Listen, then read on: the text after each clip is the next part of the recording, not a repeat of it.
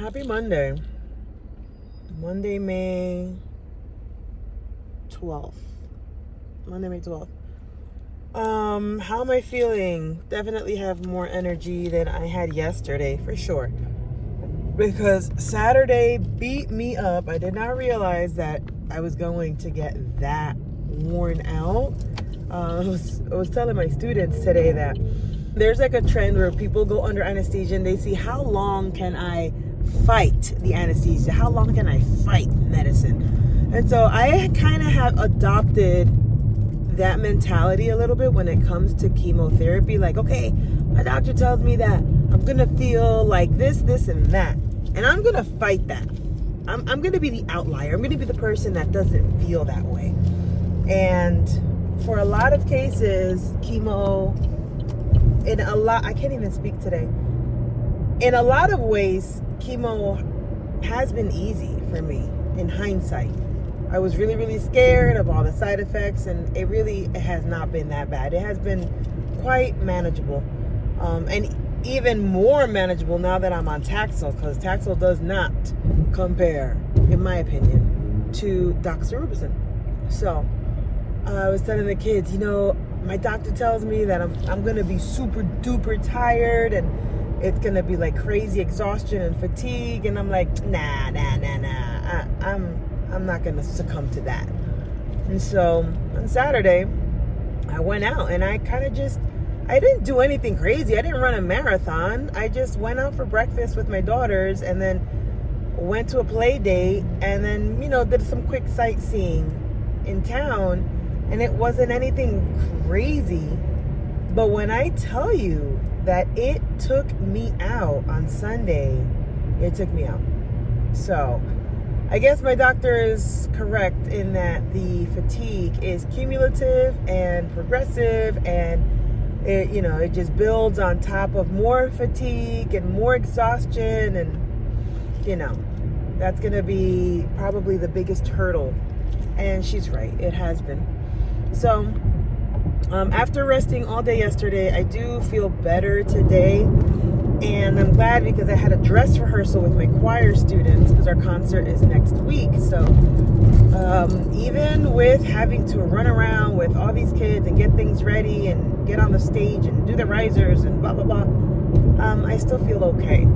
My nails are feeling weird. Like my thumbnail, I don't know how to explain it, but it feels like the edges are like flaring out. Meaning like the nail is lifting in some way off of the nail bed. I know that the colors are changing in my nails. My thumbs, my index fingers, more so than my other fingers. Like you can see the blackness coming through, and then the top of it where it's black, the nail is definitely discolored. It's like yellowish, a hint of orange. I always say I'm going to try to catch some footage, but it's just like my front facing camera isn't the best. I'm going to try to get footage today about my nails, but I'm hoping that my nails don't fall off, because I have read up and saw some TikToks and some reels and people's nails getting like really crazy black and falling off. So I don't know. But aside from that, my face does not itch today. Thank you, Jesus. I've been able to sleep, which is always a plus. Energy, like I said, is starting to get better. Eating, my nutrition has not been good. What did I eat yesterday? I kid you not. You ready for it? I'm not lying to you, okay? I ate white rice and gummy dinosaurs all day. Okay? Gummy dinosaurs. And not even like medicine gummy dinosaurs. Just regular, sugary gums, xanthan this and sucralose that and whatever. All the bad stuff. That's what I ate. Gummy dinosaurs. I don't know. I guess I was so upset yesterday I did not eat well.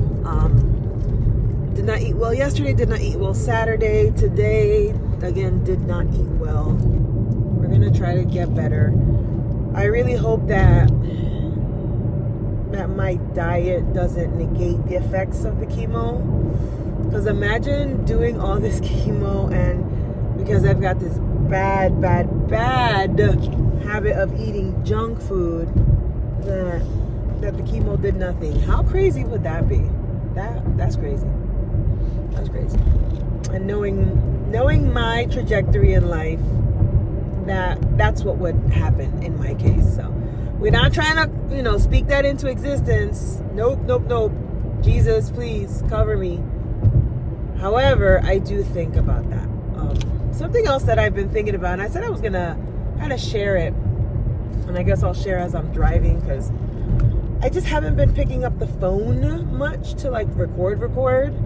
So, and when I think back, okay, I think this is day 88 or something. That's 88 videos. Never in my life have I vlogged for 88 days straight. So I am pretty proud that I have committed to this. So, all right. So radiation. When I started this whole process, the only point of reference that I had about breast cancer and treatments and whatnot was my sister.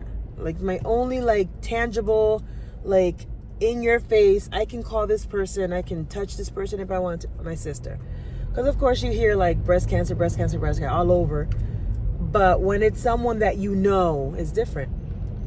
And so my sister was my only really point of reference. And then after that, another friend of mine from church, we'll just call her A, she became another really solid point of reference, because she had breast cancer, but she did the bilateral mastectomy. And that's what I was leaning toward. My sister did not. My sister chose a lumpectomy. And so I was like, okay, so my sister's going to give me this perspective, and my friend from church is going to give me another perspective. So I had those two people. And my sister, because the cancer that they found in her 10 years ago was DCIS, that's ductal carcinoma in situ. And this truck, he's just going for it. My sister did not need chemotherapy. She just had surgery and then radiation, I think for 5 or 6 weeks, something like that. And, she was fine. She did her radiation. It's been 10 years, no recurrence. She's been good. I haven't looked at her private area or anything, but she said she did get a little bit of a burn, but it wasn't a lasting burn or anything like that. So I was like, okay, cool. My friend from church, I did the bilateral mastectomy.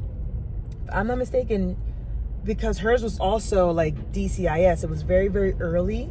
She did not have to do radiation or chemo. And so I was like, okay.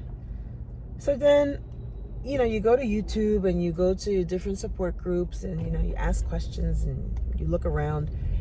And I've been okay, well, what's worse out of the two? Is chemo worse or is radiation worse? And the reason why that question kind of stuck out in my mind is because in the support group that I'm in, one girl who had radiation and chemo like me, she was like, oh, radiation was the worst. It was horrible for me. And I'm like, I thought you just lay there for a few minutes, they zap you, and then you go home. How is that worse than having toxic chemicals pumped in through your vein? So I was like, how is that worse? And she was adamant that the fatigue was at a whole other level. And I have heard that the fatigue is tough. And then if you're coming to radiation from chemo, yeah, they give you a month to rest and get your strength. But you're coming from the fatigue of chemo to now add the fatigue of radiation. So I was like, okay, I can see what this is talking about.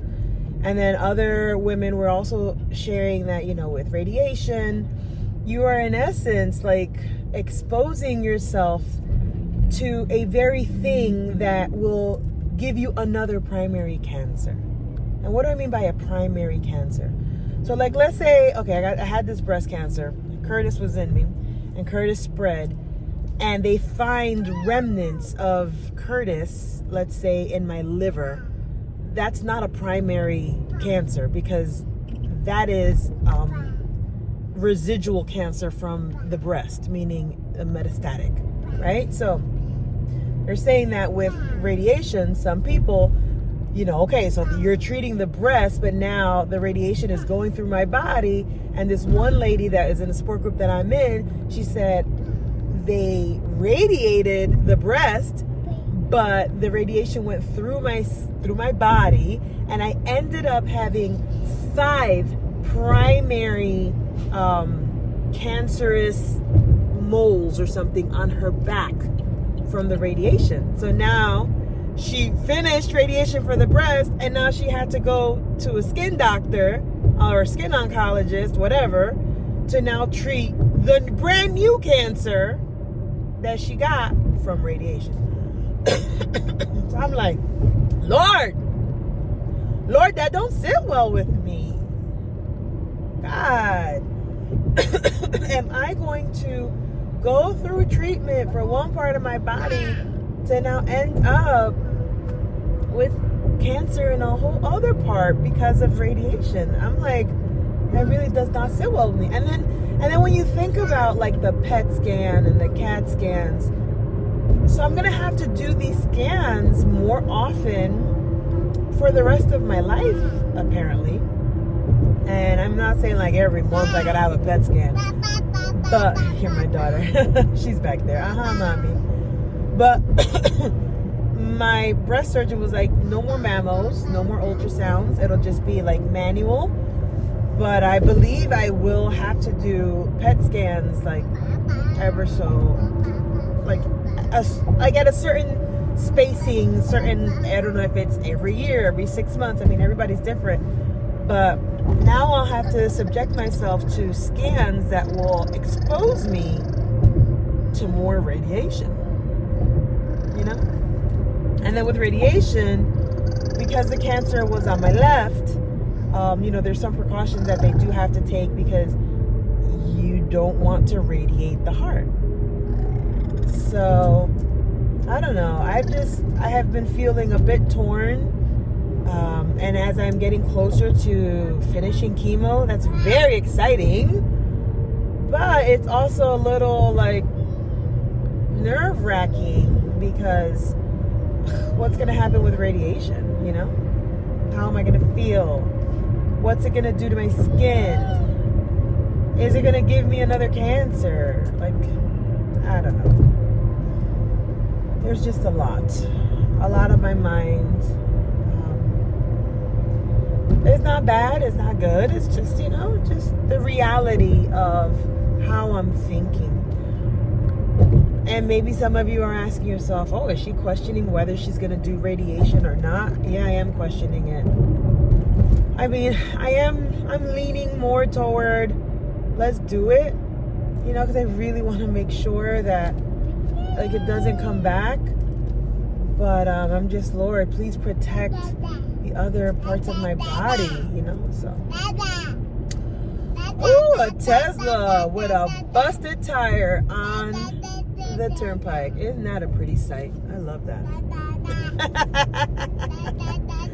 We don't talk politics on my channel, but I think you can see where I stand after that comment. But whatever. So, that's where we're at. We are in a pensive state. I don't feel sick. I don't feel uncomfortable. I have no pain. Mama. Dada. Okay. Bubble.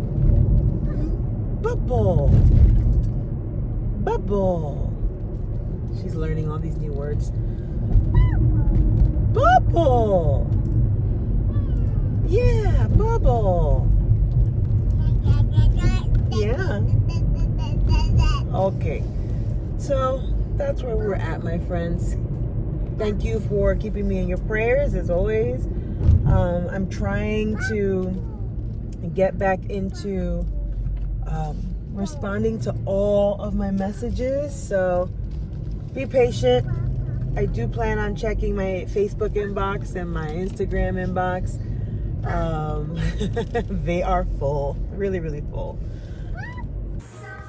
All right, y'all, I just got home. We have a spread here. Let's see what my husband got. Let's see, what is this? Ooh, good Lord. It's a lobster. Oh, I've been searching up It's gonna eat you. And tiramisu. Aw. He knows I love tiramisu. Is this chocolate? It's not chocolate, it's tiramisu. Touch it. No, you don't touch it. No, you touch the cloth. Mommy's eating that, y'all. Oh. Yeah. I do not want to. Oh, it's a lobster. Look. I never wanted a lobster for no reason. What do you think? It can pinch That's you. called paella.